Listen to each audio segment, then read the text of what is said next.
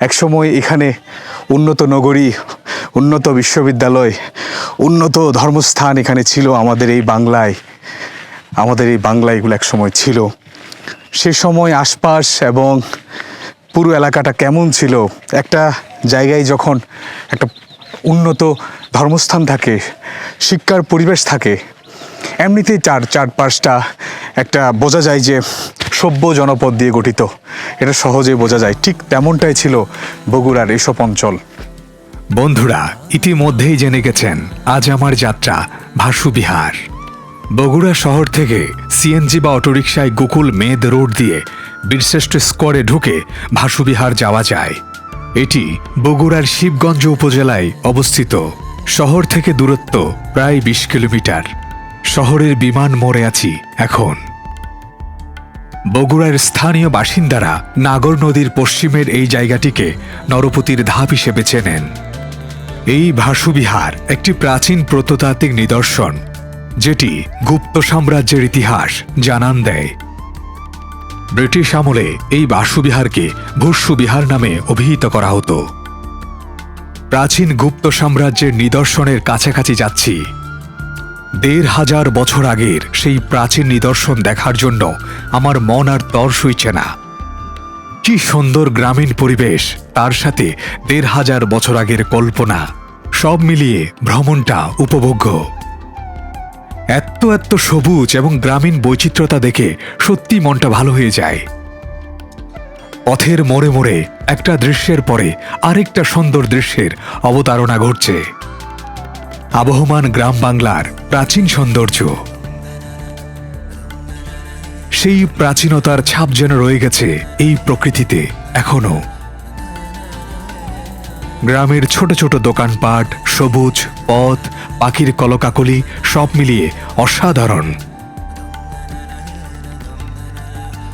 ভাসুবিহারের সীমানায় ঢুকে পড়েছি।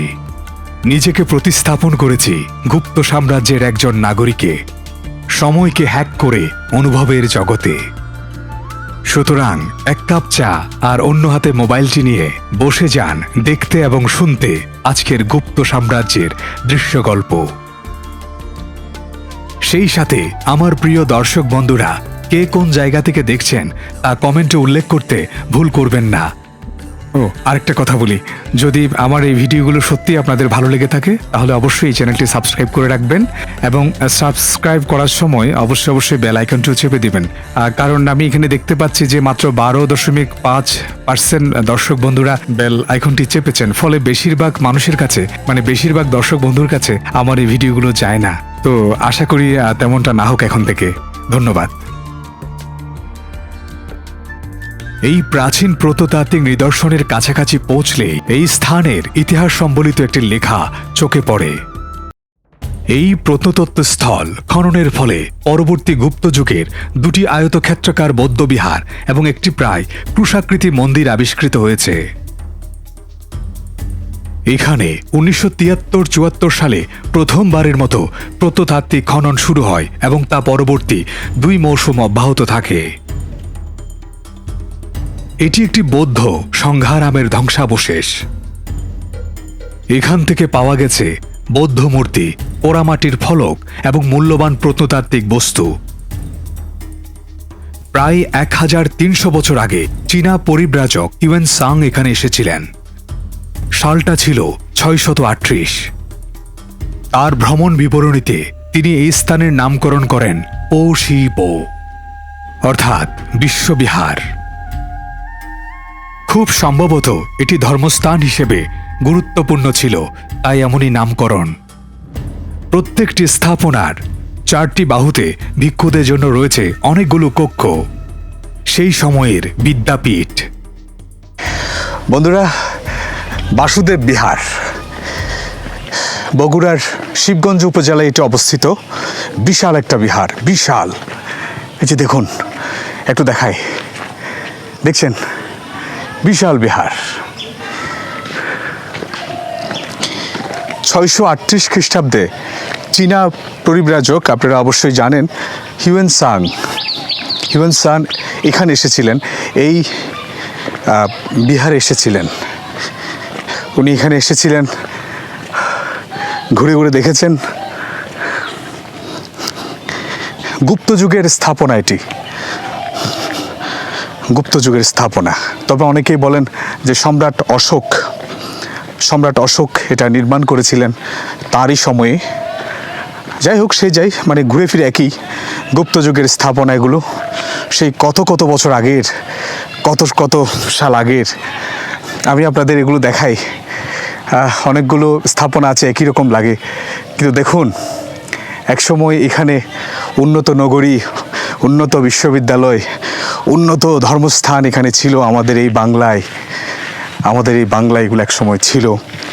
সে সময় আশপাশ এবং পুরো এলাকাটা কেমন ছিল। একটা জায়গায় যখন একটা উন্নত ধর্মস্থান থাকে, শিক্ষার পরিবেশ থাকে, এমনিতেই চারপাশটা একটা বোঝা যায় যে সভ্য জনপদ দিয়ে গঠিত। এটা সহজেই বোঝা যায়। ঠিক তেমনটাই ছিল বগুড়ার এসব অঞ্চল। গুপ্ত বংশ ছিল, তারপরে আসছে সেন বংশ। তো তাদের সেই মানুষগুলো তো আর নেই, তাদের সেই কীর্তিগুলো তো সবগুলো নেই, তবে যা আছে তা নিয়ে আমরা গর্ব করতে পারি।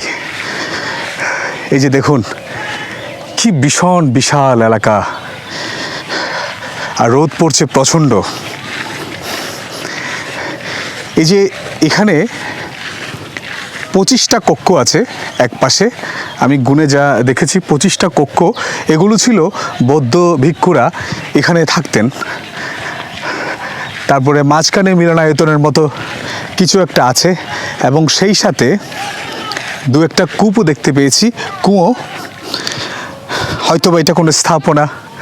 এই যে এই খালি জায়গাটা কোনো স্থাপনা, শিক্ষার অংশ হতে পারে অথবা ধর্মস্থানের অংশ হতে পারে। এবং সেখানে ওঠার জন্য এই যে সিঁড়ি, দেখুন সিঁড়ি, আমি একটু নেমে দেখাই আপনাদের। এই যে সিঁড়ি, এবং দেখুন শত বছর কিংবা হাজার বছর আগে ঠিক এই পথ দিয়েই, এই সিঁড়ি বেয়েই তো সেই প্রাচীন মানুষগুলো উঠতেন। সেই গুপ্ত যুগের মানুষ, সেই সেন যুগের মানুষগুলো উঠতেন এখান দিয়ে। আমি একটু উঠি। তিনি কি আমার মতো করে দেখতেন, নাকি অন্য যুগের অন্য সময়ের মতো করে এই বাংলাকে দেখতেন, এই বিশ্বকে দেখতেন, এই স্থানকে দেখতেন? পার্থক্য অবশ্যই থাকবে, অবশ্যই আছে।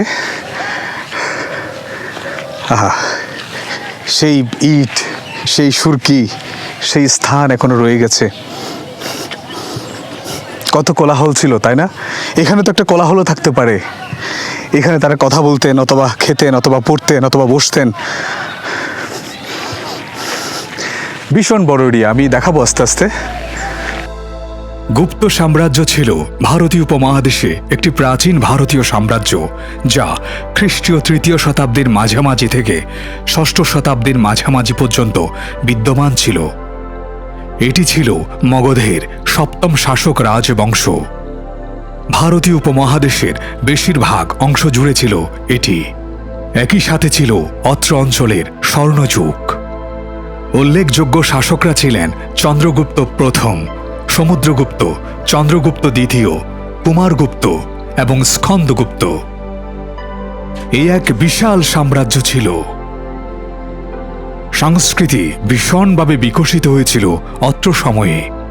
অনেক হিন্দু মহাকাব্য এবং সাহিত্যের উৎস যেমন মহাভারত এবং রামায়ণ এই সময়কালেও প্রচলিত ছিল।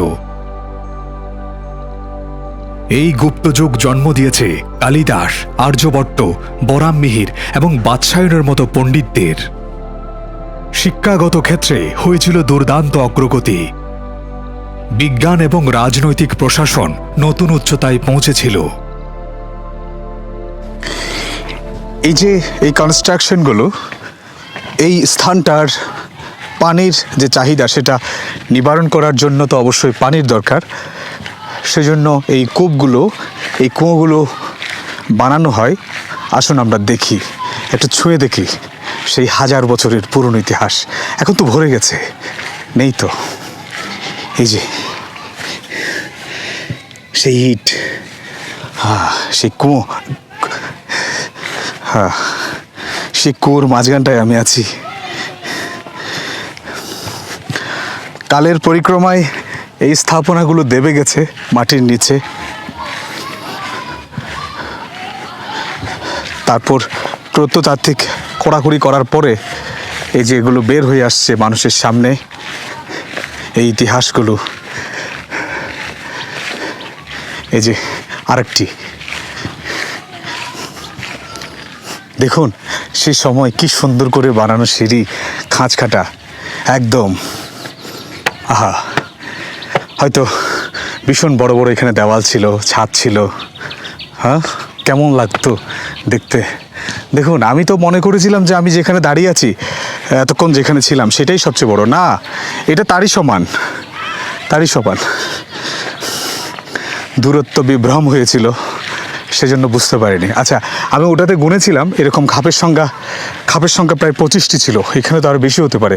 1 2 3 4 5 6 7 8 9 10 11 12 13 14 15 16 17 18 19 20 21 2 3 4 5 5 6 26টা, ওই 25টাই হবে, 25-30টাই হবে। আচ্ছা, এই যে এই বিহারের এই জায়গাটাতে একটু দেখুন, দেখুন। হ্যাঁ, এই যে উপরের অংশটা উঠে গেছে, ফলে আভ্যন্তরীণ যে ব্যাপারটা, আভ্যন্তরীণ যে গাঁথনির যে ব্যাপারটা, সেটা অনেকটা বোঝা যাচ্ছে। এই যে দেখুন, এভাবে আস্তে আস্তে ক্ষয়ে যাওয়ার আগে এগুলো সংরক্ষণ করতে হবে। এখানে একটা ছোট একটা কূপ, এই যে এখানে এটা তো একটা সংরক্ষিত স্থান ছিল, একটা নির্দিষ্ট এলাকা পরিসর জুড়ে, এবং সেই সংরক্ষিত এলাকায় হয়তো এগুলোই পানির যে অভাব সেটা পূরণ করত।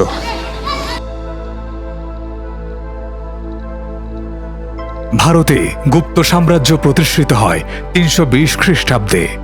তখন এই বাংলায় কিছু স্বাধীন রাজ্যের উত্থান ঘটে। এগুলোর মধ্যে দক্ষিণ পূর্ব বাংলার সমতট রাজ্য এবং পশ্চিম বাংলার পুষ্করণ রাজ্য উল্লেখযোগ্য। গুপ্ত সম্রাট প্রথম চন্দ্রগুপ্তের রাজত্বকালেই উত্তরবঙ্গের কিছু অংশ গুপ্ত সাম্রাজ্যের অধিকারে আসে। সমুদ্রগুপ্তের রাজত্বকালে সমগ্র বাংলা জয় করা হলেও সমতট একটি পরত রাজ্য ছিল। গুপ্ত সাম্রাজ্যে ব্রাহ্মণরা বিকাশ লাভ করেছিল, কিন্তু গুপ্তরা অন্যান্য ধর্মের লোকদের প্রতিও সহনশীল ছিল। একটি তত্ত্ব অনুসারে এই মহান সাম্রাজ্য বর্তমান ভারতের বিহার এবং উত্তর প্রদেশের নিম্ন দোয়াব অঞ্চল হতে উদ্ভূত হয়েছিল, যেখানে গুপ্ত সাম্রাজ্যের প্রথম দিকের সম্রাটদের শিলালিপি এবং মুদ্রার ভাণ্ডার আবিষ্কৃত হয়েছে। এই তথ্যটি পুরাণেও মিলে যায়। সবকিছুর যেমন শেষ আছে, মধ্য এশিয়া থেকে আসা হুনা জনগণের আক্রমণে একসময় শেষ পর্যন্ত শেষ হয়ে যায় এই বিশাল সাম্রাজ্য। কিন্তু রয়ে যায় একটি সাম্রাজ্যের নিদর্শন, উন্নততর নিদর্শন, যে সাম্রাজ্য অর্থনৈতিক, রাজনৈতিক এবং শিক্ষাগতভাবে ব্যাপক উন্নতিতে পৌঁছেছিল। এই ধ্বংসপ্রাপ্ত কিন্তু নিপুণ শিল্পশৈলী জানান দিচ্ছে তার। ষষ্ঠ শতকে গুপ্ত সাম্রাজ্যের পতনের পর ভারত আবার অনেক আঞ্চলিক রাজ্য দ্বারা শাসিত হয়। পূর্বেই জানিয়েছি এই স্থাপনাগুলো যে যুগের, সেই যুগ ছিল স্বর্ণযুগ, বিশাল ভারতের স্বর্ণযুগ। এই বাংলাতেও লেগেছিল তার আঁচ। এই যুগ ছিল আবিষ্কার, বিজ্ঞান ও প্রযুক্তি, বাস্তুবিদ্যা, শিল্প, ন্যায়শাস্ত্র, সাহিত্য, গণিত, জ্যোতির্বিদ্যা, ধর্ম ও দর্শনের বিশেষ উৎকর্ষের যুগ। এই যে ভাসুবিহারে যেসব স্থাপনা, দেখুন এখানে একটা বিশাল স্থাপনা, এই যে 1টা 2টো 3টে 4টে, আমি যেখানে দাঁড়িয়ে আছি 5টা। বর্তমান হিন্দু সংস্কৃতি মূলত এই যুগেরই ফসল। এই বিশাল গুপ্ত সাম্রাজ্যে গুপ্তরা সৃষ্টি করেছে অনন্য সব নিদর্শন, তার মধ্যে এটি একটি। মৌর্যদের মতো এই স্থান গুপ্তদের রাজধানী ছিল, আর সেই রাজধানীর নাম ছিল মস্তানগড়ের পুণ্ড্রনগর। আমি এখন যেখানে দাঁড়িয়ে আছি